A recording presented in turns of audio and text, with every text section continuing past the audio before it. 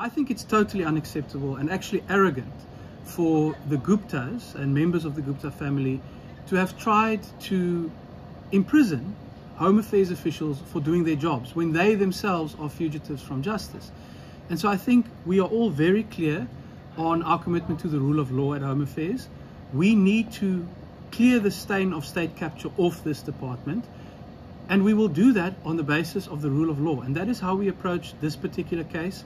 It's how we're approaching all of these cases where alleged irregularities may have occurred.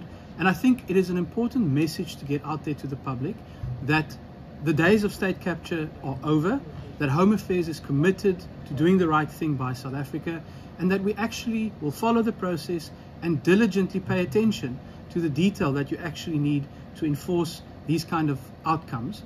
And this is all bred from a very simple commitment to the rule of law.